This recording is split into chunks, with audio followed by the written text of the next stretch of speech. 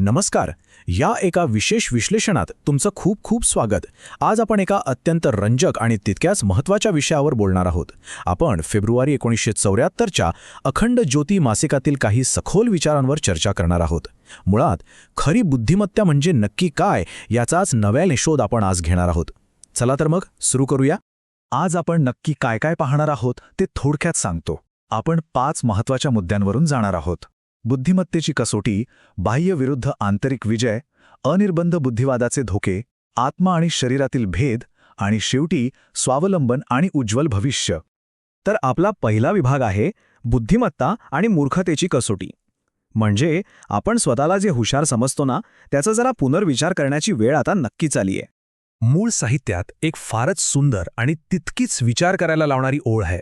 बघा, आकाशावर विजय किंतु हृदयाकाशात पराभव. याचा अर्थ काय?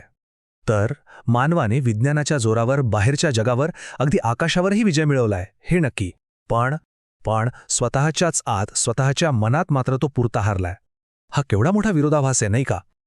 आता वळूया दुसऱ्या विभागाकडे, बाह्य विरुद्ध आंतरिक विजय, ज्याला आपण प्रगतीचा भ्रम म्हणू शकतो. आता हे नीट समजून घेऊया.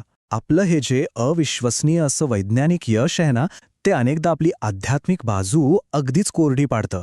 म्हणजे विचार करा, आपण मंगळावर, चंद्रावर पोचलो आहोत, पण आपल्याच शेजाऱ्याशी 2 शब्द प्रेमाने कसे बोलावे हे मात्र आपण विसरून गेलोय. ही फक्त कोणती पुस्तकी संकल्पना नाहीये, तर हे आजचं जळजळीत वास्तव आहे. पुढचा आणि तिसरा विभाग आहे निरंकुश बुद्धिवादाचे धोके, जेव्हा मनच विनाशकारी बनतं.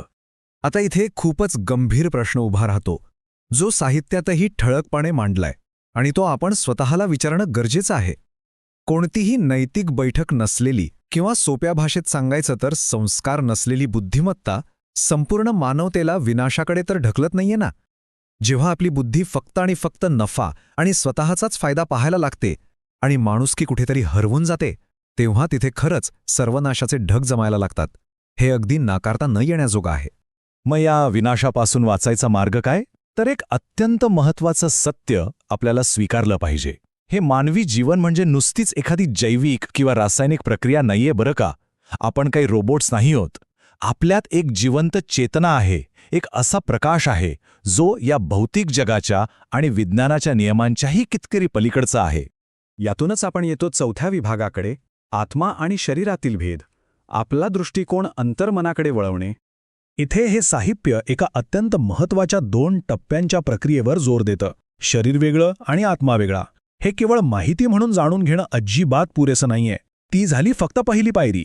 दुसरी आणि खरं सांगायचं तर सर्वात महत्त्वाची पायरी म्हणजे हे सत्य अगदी मनापासून खोलवर स्वीकारणे आणि प्रत्यक्ष आयुष्यात त्याप्रमाणे वागणे. म्हणजे थोडक्यात सांगायचं तर आपले विचार आणि आपल्या कृती ह्या दोन्ही गोष्टी एकरूप झाल्या पाहिजेत. आणि आता आपण पोहोचतोय शेवटच्या म्हणजे 5व्या विभागाकडे, स्वावलंबन आणि उज्ज्वल भविष्य, एका नव्या युगाचा मार्ग. तुम्हाला माहिती आहे का, खऱ्या अर्थाने मुक्ती किंवा स्वातंत्र्य कधी मिळतं? जेव्हा आपण बाह्य गोष्टींवर किंवा इतर लोकांवर अवलंबून राहणं सोडून देतो. आपल्या स्वतःच्या आनंदासाठी, शांतीसाठी आपण दुसऱ्यावर विसंबून का राहायचं? म्हणूनच परावलंबन सोडून अढळ अशा स्वावलंबनाचा मार्ग स्वीकारणं ही आता काळाची गरज बनलीय. आता तुम्ही म्हणाल की हे सगळं ठीक आहे, पण प्रत्यक्षात हे करायचं कसं? तर शांतिकुंज साहित्यातील हे ज्ञान केवळ पुस्तकी नाहीये, ते अत्यंत व्यावहारिक मार्ग दाखवतं. जसा की ध्यानयोग, स्वतःचं संकल्प बळ किंवा इच्छाशक्ती वाढवणं आणि आपल्या जीवनाचं योग्य व्यवस्थापन करणं, म्हणजेच लाईफ मॅनेजमेंट. ही अशी प्रभावी साधने आहेत जी केवळ कोरडं बौद्धिक ज्ञान आणि खऱ्या अर्थाने आध्यात्मिक प्रज्ञा या दोन्हींमधली दरी अगदी सहज मिटवतात.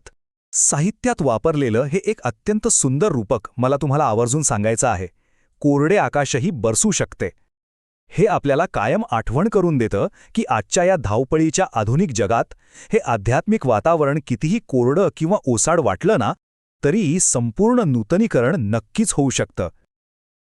अगदी निसर्गासारखीच आपली मानवी चेतना देखील पुन्हा एकदा नव्याने आणि अधिक जोमाने बहरून येऊ शकते. या विश्लेषणाच्या शेवटी मला तुम्हाला एका महत्त्वाच्या प्रश्नावर विचार करायला सांगायचंय. आपले भविष्य अंधकारमय नाही, पण मानवतेचं हे भविष्य खरोखर उज्ज्वल राहावं यासाठी आपण स्वतःच्या आत ही विचारक्रांतीची मशाल पेटवायला तयार आहोत का? स्वतःच्या व्यक्तिमत्वाला पैलू पाडण्याची आपली खरोखरच तयारी आहे का?